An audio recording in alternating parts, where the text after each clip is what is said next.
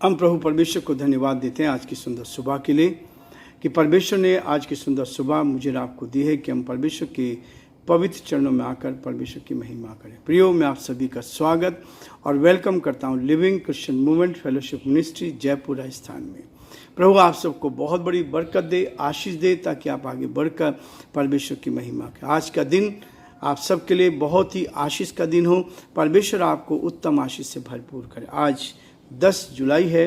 परमेश्वर का धन्यवाद करते हैं कि परमेश्वर एक एक दिन मुझे और आपको आगे बढ़ाता है ताकि हम जीवन में आगे बढ़ते जाएं और जो प्रभु परमेश्वर की योजना उसको पूरा कर सके। प्रियो, आज का जो मुख्य हेडिंग है दीर्घायु या उत्तम जीवन। हमें लंबी उम्र चाहिए या उत्तम जीवन चाहिए।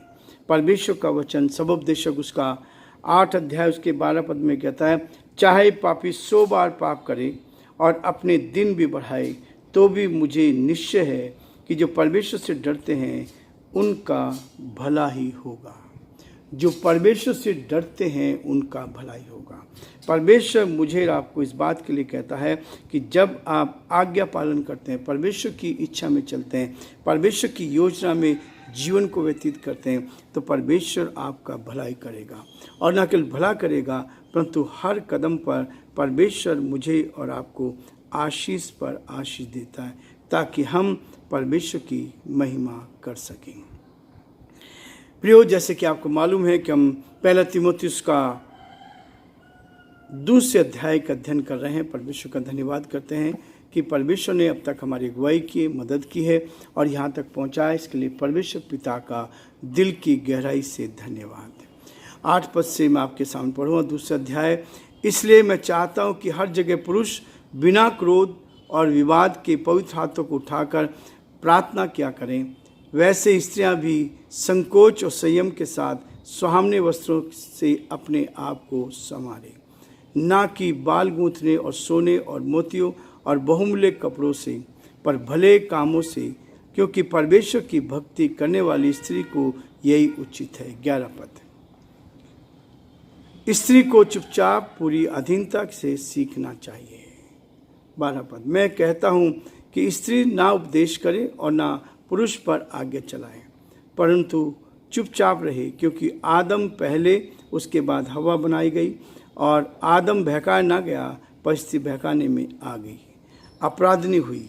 तो भी स्त्री बच्चे जन्ने के द्वारा उद्धार पाएगी यदि वह संयम सहित विश्वास, प्रेम, पवित्रता के में स्थिर रहे। परमेश्वर अपने इस वचन के पढ़े और सुने जाने पर बरकत बख्शे, आशीष दे।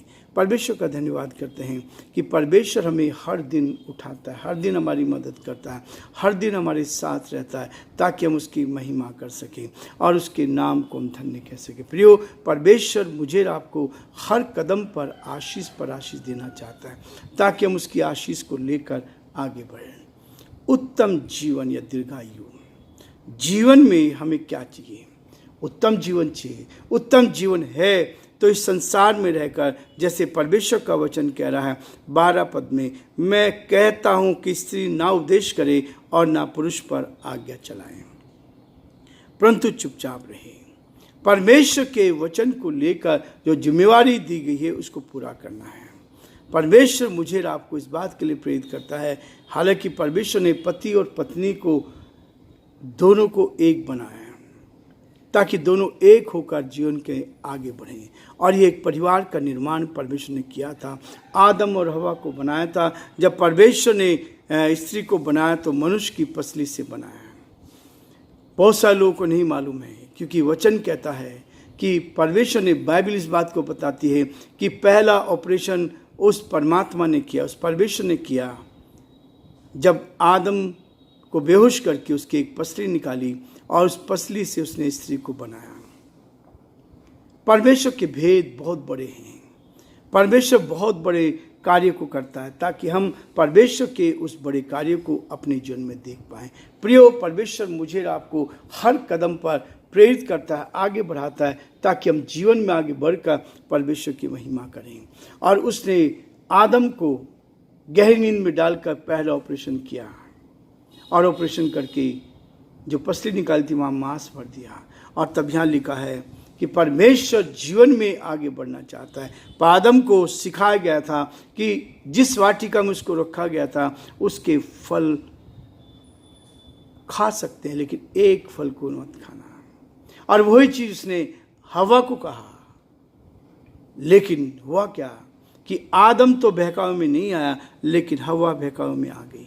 और इसलिए 13 पद में कहता है आदम पहले और उसके बाद हवा बनाई गई।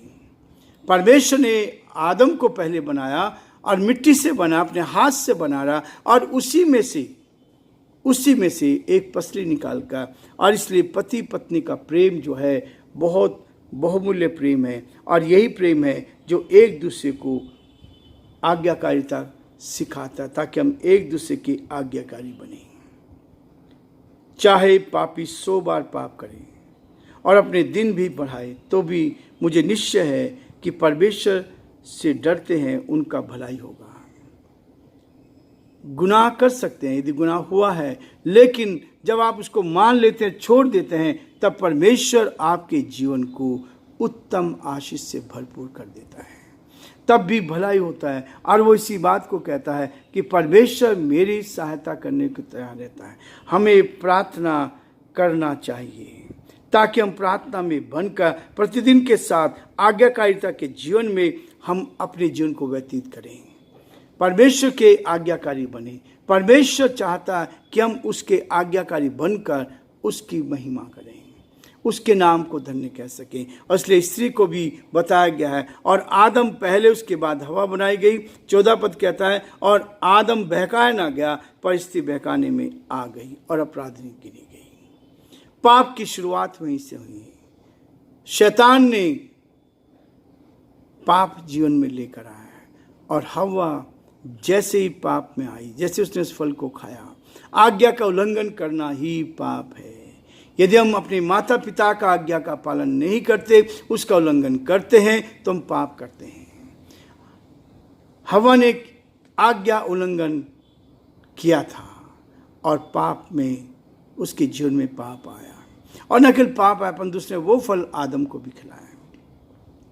पहली शुरुआत वहीं से हुई है, और अब ये पाप बढ़ता जा रहा, हर दिन बढ़ता जा रहा है। इसलिए परमेश्वर चाहता है कि इस पाप से दूर रहकर हम अपनी सामर्थ्य से नहीं, अपनी शक्ति से नहीं, परंतु परमेश्वर की सामर्थ्य से सब कुछ हो सकता है। इसलिए प्रियो, परमेश्वर मुझे और आपको इसी बात के लिए कहता है कि हम परमेश्वर के साथ साथ आगे बढ़कर परमेश्वर की महिमा करते जाएं। और कहता है तो भी स्त्री जन्ने के, बच्चे जन्ने के द्वारा उद्धार पाएगी।